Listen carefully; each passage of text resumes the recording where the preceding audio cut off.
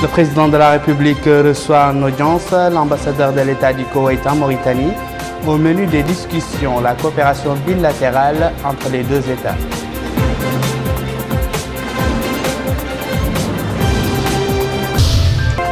Le ministère des Affaires islamiques et de l'enseignement originel organise un colloque scientifique sous le thème « La Oumma islamique, réalité et perspective ».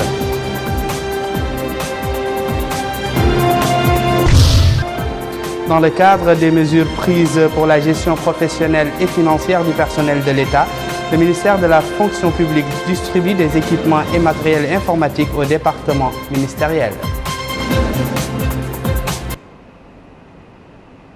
Merci de nous accueillir chez vous. Nous ouvrons ce journal par le courrier du président de la République. Mohamed Ould Abdel Aziz a adressé aujourd'hui un message de félicitations à son Excellence Recep Tayyip Erdogan, président élu de la République de Turquie. Le message est ainsi libellé. Excellence et chers frères, après la confiance que le peuple turc a placée à votre personne, en vous élisant président de la République, il m'est agréable de vous exprimer mes félicitations et meilleurs vœux de santé et de succès pour vous-même et de progrès et prospérité pour le peuple turc frère. J'ai saisi également cette occasion pour vous réitérer notre volonté constante de continuer à œuvrer avec vous pour le développement et le renforcement des liens de fraternité et de coopération privilégiés unissant la Mauritanie et la Turquie au service des intérêts mutuels de nos deux peuples frères. Veuillez agréer, Monsieur le Président et chers frères, l'expression de ma très haute considération. Votre frère, Mohamed Ould Abdel Aziz. Le chef de l'État a également reçu en audience aujourd'hui au palais présidentiel à Nouakchott son Excellence Adnan Abdallah Al Ahmed, ambassadeur de l'État du Koweït en Mauritanie. La rencontre a été l'occasion de passer en revue la coopération existante entre la Mauritanie et le Koweït et les moyens susceptibles de développer cette coopération. Le ministre des Affaires économiques et du Développement, Sidi Ould Tah, a décoré aujourd'hui, au nom du président de la République, Tijani Najah, représentant résident du Fonds monétaire international FMI, de la médaille de commandeur de l'Ordre du mérite national. Le représentant du FMI a exprimé à l'issue de cette décoration sa reconnaissance au président de la République pour cette décoration qui couronne son parcours en Mauritanie, pays qui connaît une stabilité économique. La cérémonie s'est déroulée en présence du ministre des Finances, Thiam Diombar, du gouverneur de la Banque centrale de Mauritanie, Sid Ahmed Ould Raïs, et du secrétaire général du ministère des Affaires économiques et du Développement, Ahmed Oulidje. Le ministère des Affaires islamiques et de l'enseignement originel a organisé aujourd'hui dans les locaux de l'Isérie à Nouakchott un colloque scientifique sous le thème « La Oumma islamique, réalité et perspective » et ça en collaboration avec l'Association des oulémas de Mauritanie. Abdelrahman Hamad. La Oumma islamique, réalité et perspective. Tel est le thème de ce colloque organisé par le ministère des Affaires islamiques et de l'enseignement originel en collaboration avec l'Association des oulémas de Mauritanie. Participe à cette rencontre qui dure 2 jours des oulémas, des imams, des chefs de mahadra, des intellectuels et des leaders d'opinion. Ouvrant les travaux de ce colloque, le ministre des Affaires islamiques et de l'enseignement originel, M. Ahmed Oulennini, a indiqué que les déviations en matière de pensée, la violence et l'extrémisme que connaît l'Oumma islamique et les tiraillements qui en résultent nous imposent de faire une révision globale du système de nos comportements et de nos méthodologies et de mettre en place une stratégie efficace pour rendre la société consciente de ces dangers et pour éduquer les jeunes sur les nobles valeurs. Auparavant, le président de l'Association des oulémas de Mauritanie, l'érudit Hamdan Ould Tah, avait prononcé un mot au cours duquel il a souhaité que cette rencontre aboutisse à des résultats concrets, réalisant les objectifs fixés en la matière. Les participants auront à suivre au cours de ce colloque plusieurs conférences portant dans leur ensemble sur la réalité de la Oumma islamique, les défis confrontés et les perspectives. Des équipements et matériels informatiques ont été distribués au département ministériel pour améliorer le système intégré de gestion du personnel de l'État.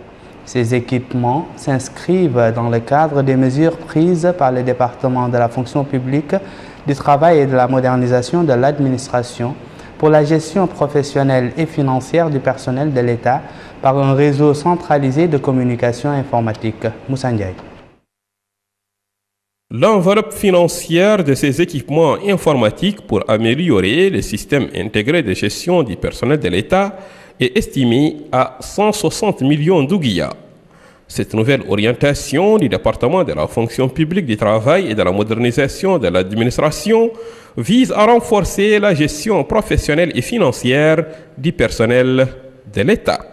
Aujourd'hui, c'est l'occasion pour nous d'assister à la réception et à la répartition du matériel qui est destiné à la mise en place du système intégré. Il s'agit d'un très grand lot de matériel qui a été acquis dans le cadre d'un marché qui a coûté aux environs de 160 millions, qui est destiné à la gestion du système intégré. Ce système intégré étant à la phase finale, au niveau de la phase d'exploitation, ce matériel va nous permettre d'installer l'application du nouveau système intégré et de procéder aux essais avant la réception provisoire de cette application, qui constitue une application d'une importance capitale. À présent, on a une gestion administrative qui est répartie d'une part entre la Direction générale de la fonction publique et les directions des ressources humaines au niveau des différents ministères, et une gestion financière au niveau du ministère des Finances. Beaucoup d'incohérences subsistent au niveau de cette gestion. Les données ne sont pas concordantes au niveau des finances et au niveau de la fonction publique. La maîtrise des effectifs est loin d'être assurée. Ce système intégré nous permettra d'avoir des données unifiées sur un système intégré sur lequel vont travailler aussi bien les départements gestionnaires, la Direction générale de la fonction publique que le ministère des Finances. Les salaires ainsi que les pensions au niveau du ministère des Finances seront calculés et assis exactement sur la base des données administratives qui se trouvent au niveau de la fonction publique ou au niveau des départements pour éviter toute incohérence à ce niveau. De son côté, M. Mohamed Ould Ismaël, conseiller technique chargé de la fonction publique au département concerné, a déclaré que tout se déroule dans des conditions acceptables et qu'ils sont en phase finale au niveau de la phase d'exploitation. Il a ajouté que toutes les mesures sont prises pour garantir la transparence de la gestion du personnel de l'État. Il est bon de souligner que des équipements et des matériels informatiques ont été distribués au département ministériel dans le but de renforcer la gestion des ressources humaines en Mauritanie à travers les techniques de l'information et de la communication. Le Centre de promotion et de formation féminine a abrité aujourd'hui la cérémonie de lancement officiel de la campagne de sensibilisation sur les dangers et risques de la migration illégale et le rôle de la jeunesse dans le développement. Cette campagne est organisée par la coordination des ONG mauritaniennes en migration et développement COMID en collaboration avec l'Union européenne et couvre les Muqata'a de Tabarzena, Sabra, Elmina, Arafat et Riyad. Plus de précisions avec Bokar Baylaba. La migration clandestine des jeunes est une question qui préoccupe la communauté internationale. Toutes les politiques de lutte contre ce phénomène seront jugées insuffisantes si elles ne tiennent pas compte de la sensibilisation des familles, premier soutien d'immigrants clandestins. L'occasion pour le coordinateur du programme de l'immigration au ministère de l'Intérieur et de la décentralisation, M. Mohamed Abdallahi Ould Zeidan, d'indiquer que cette initiative revêt une importance considérable, précisant qu'elle bénéficie du soutien conjoint du programme de l'Union européenne et de certaines organisations internationales. La pauvreté, la misère, le chômage, autant de facteurs qui poussent les jeunes à opter pour la migration clandestine. Si la migration illégale a occasionné des pertes énormes en vies humaines, elle n'a pas été une source de réussite ou de soulagement pour ceux qui ont foulé ce qu'ils croyaient être un Eldorado européen. Des centaines d'immigrés aujourd'hui regrettent d'avoir choisi de quitter leur pays et souhaitent y retourner, mais la honte et le désespoir les en empêchent. Et dès lors, ils sont en proie à tous les dangers de la migration et deviennent tentés par tout ce qui peut leur faire voir le bout du tunnel. De son côté, le président de la mission de l'Union européenne chargé de la migration clandestine, M. Abdelhamid El-Jumri, il a loué les efforts déployés par la coordination des ONG mauritaniennes en migration clandestine, notamment la campagne de sensibilisation sur les dangers de ce phénomène. Le désespoir et l'illusion entretenue sur l'Europe présentée par les médias occidentaux comme un Eldorado terrestre poursuit les jeunes à une aventure sans lendemain. Les risques et dangers associés à l'immigration illégale sont multiples, notamment insécurité, réseaux mafieux, terrorisme, extrémisme, naufrage en haute mer et perte de vie humaine, trafic de drogue pour ne citer que ces exemples parmi tant d'autres. Conscient de cette réalité, l'État mauritanien a pris la problématique des jeunes à bras le corps et s'est engagé depuis 2013 dans la mise en œuvre de la stratégie nationale de gestion des flux migratoires, ciblant principalement la jeunesse. La jeunesse doit prendre son destin en main et les pouvoirs publics doivent concevoir des mécanismes pour fixer les jeunes loin de toute tentation aventurière. Ouvert depuis dimanche à l'École normale supérieure NS, la formation sur les techniques de l'enseignement de la langue arabe en tant que deuxième langue se poursuit. Cette session est organisée par l'NS en collaboration avec l'UNESCO. Abdullah Damaba. Renforcer les aptitudes des instituteurs en langue arabe. Tel est l'objectif de cette session de formation sur les techniques d'enseignement de la langue arabe en tant que deuxième langue. 25 formateurs vont tirer profit de cette session de formation. Durant les 3 précédents jours, les aspects pédagogiques liés à l'enseignement de l'arabe ont été revisités en vue d'un enseignement plus efficient et efficace. Cette personne qui a pris part à cette activité apprécie à sa juste valeur cette formation. Il pense tirer profit de ces sessions avec les difficultés qu'il rencontre, dit-il, dans l'enseignement de l'arabe au profit des élèves dont l'arabe n'est pas la première langue. D'où l'espoir nourri par cette session de formation qui va prendre en compte ce besoin. Ce formateur s'est exprimé sur le but de cette activité.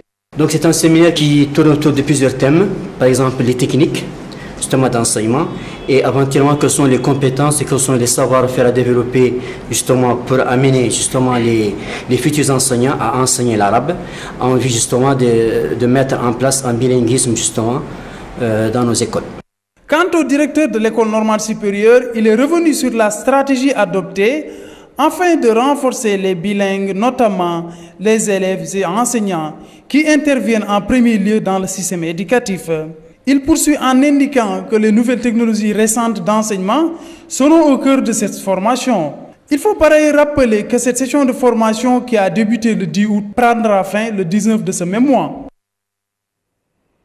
C'est la fin de ce journal, le rappel des titres. Le président de la République reçoit en audience l'ambassadeur de l'État du Koweït en Mauritanie. Au menu des discussions, la coopération bilatérale entre les deux États. Le ministère des Affaires islamiques et de l'enseignement originel organise un colloque scientifique sous le thème « La Oumma islamique, réalité et perspective ».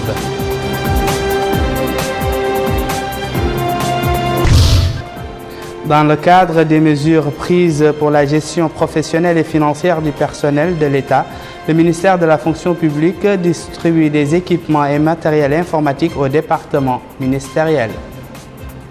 Voilà, c'était tout. Merci de nous avoir suivis. Merci également de votre fidélité. Le JTF revient demain soir, mais ce sera avec Tislemit Taqi. D'ici là, portez-vous bien. Au revoir.